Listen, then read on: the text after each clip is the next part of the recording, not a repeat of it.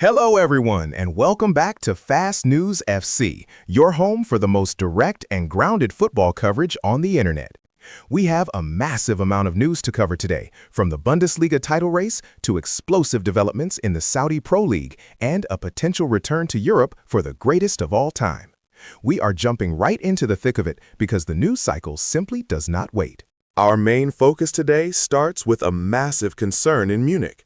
Harry Kane has reportedly missed training due to illness just days before Bayern Munich faces a crucial Bundesliga test against Hoffenheim. Also, the war of words in Spain has reached a new low as Joan Laporta publicly mocks Kylian Mbappe after a controversial Real Madrid victory. Plus, we look at the bizarre terms Lionel Messi is reportedly demanding for a short-term move to Turkey. Let's get started immediately with the situation at Bayern. Bayern Munich fans are currently holding their breath following news that Harry Kane was absent from the team's latest training session at Sabenerstrasse. The club has officially confirmed that their star striker is struggling with an illness, though they haven't specified the severity or the exact nature of the problem. This comes at a terrible time for manager Vincent Kompany, as Bayern prepares for a high-stakes encounter against a Hoffenheim side that has been the surprise package of the season so far. Kane isn't just a dull scorer for this team, he is the engine that makes the entire attacking system function. With 36 goals in just 32 matches this season, Kane's efficiency is almost impossible to replace. He has only failed to score in 6 Bundesliga matches all year. Beyond the goals, his ability to drop deep and link the play allows the wingers to exploit space. If he is unavailable, Kompany will likely have to shift his tactical approach. We might see Nicholas Jackson, who is currently on loan from Chelsea, or the summer signing Luis Diaz moving into a more central role to fill the void. Hoffenheim enters this match with nothing to lose, which makes them incredibly dangerous. They are currently the closest challengers to Bayern's dominance, and they know that facing a Bayern side without Harry Kane is a rare opportunity. For the Bavarian Giants, it's a test of depth and mental fortitude. The medical staff will be working around the clock to see if Kane can recover in the next 48 hours, but for now, the preparation for the Hoffenheim game is shrouded in uncertainty. It's a massive storyline to watch as we head into the weekend fixtures. Moving over to Spain, the relationship between Barcelona and Real Madrid has completely deteriorated.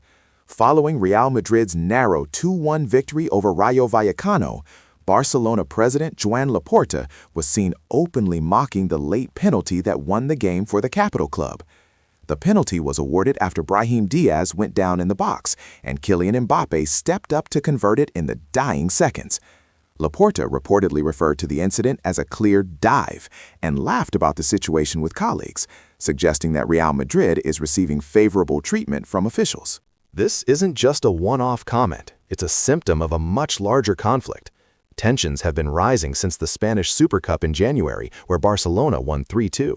That result led to the sacking of Xabi Alonso at Real Madrid, who has since been replaced by Álvaro Arbeloa.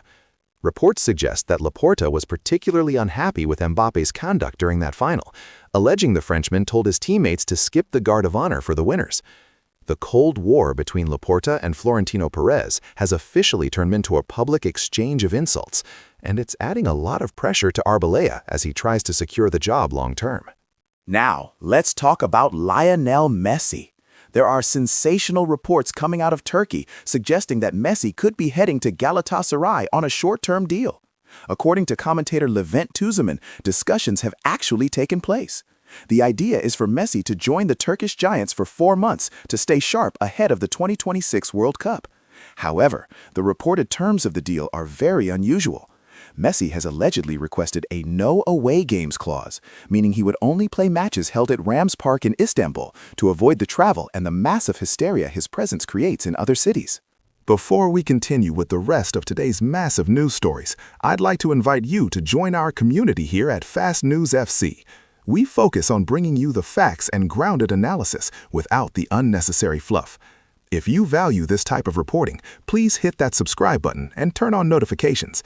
It really helps us keep the channel running and ensures you never miss a major update in the world of football. Thank you for the support. Now, let's get back to the news.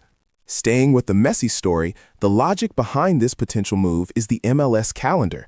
With the American season not starting until the spring, Messi is concerned about his match fitness for the World Cup. He has already stated he doesn't want to be a burden to the Argentina national team. While Saudi clubs like Al-Hilal have reportedly made offers, Messi seems more interested in a competitive European environment, even if it's just for 12 games in Istanbul. Whether Galatasaray can actually pull off a deal with such specific requirements remains to be seen, but the intent from Messi's side to stay at the highest level is clear. In the Premier League, there is a very human story developing at Everton. Dwight McNeil's girlfriend, Megan Sharpley, has released a scathing statement directed at Crystal Palace after a deadline day transfer for the winger collapsed at the final minute. She accused the club of toying with McNeil's mental health, describing an emotional roller coaster where contracts were promised and medicals were arranged, only for Palace to go completely silent in the final hours. It's a reminder of the psychological toll these high-stakes negotiations can take on players and their families. Sharpley argued that despite the high wages players earn, they should still be treated with basic respect and kindness. She noted that the public only sees the media reports, but behind the scenes, there were tears and genuine distress as their lives were prepared for a move that was suddenly snatched away without explanation. This incident has sparked a broader conversation about how the football industry treats players as commodities rather than human beings, especially during the chaotic final hours of the transfer window. Speaking of transitions, Alex Oxlade-Chamberlain is currently a man in demand. The former England international has been training with Arsenal's under-21s to maintain his fitness since leaving Besiktas. However, due to an injury to Mikel Merino, Arsenal manager Mikel Arteta was asked if the club might consider signing the 32-year-old on a free transfer. Arteta didn't rule it out, stating that the club is exploring every option to ensure they have enough depth for the final 4 months of the season. Oxlade-Chamberlain is a popular figure at the Emirates and knows the system well. However, Arsenal isn't the only club interested. Scottish giants Celtic are also reportedly monitoring his situation. Oxlade-Chamberlain has admitted that his career has been a mix of incredible luck and frustrating injuries, but he feels he still has more to give at the professional level. Whether he stays in North London or moves north to Glasgow, it seems certain that he will be back on a professional pitch very soon. His experience and versatility could be a massive asset for any team fighting for silverware in the latter stages of the season. Quick reminder to subscribe if you're enjoying the coverage so far. We have a lot more to get through, including some massive transfers in the Premier League and Saudi Arabia. Liverpool has officially confirmed the signing of 20-year-old French defender Jeremy Jacquet from Rennes in a deal worth approximately £60 million. This is a significant move for Arne Slot's side, especially as they managed to beat Chelsea to a signature. Jacquet will remain at Rennes on loan for the rest of the current season and will officially join the Reds at Anfield in the summer of 2026. The young center-back expressed his honor at joining one of the world's greatest institutions, but also emphasized his desire to finish his time at Rennes on a high note. The manager of Rennes, Habib Bey, admitted that while it is disappointing to lose a talent like Jacquet, the club simply cannot compete with the financial power and the Champions League draw of a club like Liverpool. For Liverpool, this is another piece of the puzzle in their long-term defensive planning.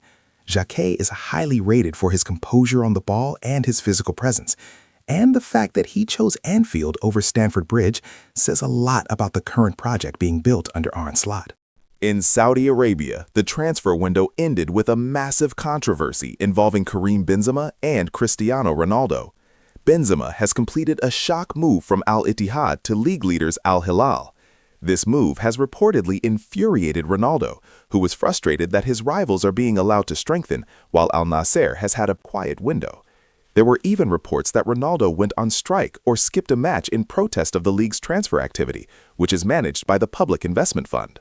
Benzema, at 38 years old, is still performing at a very high level, with 8 goals in 14 league appearances this season.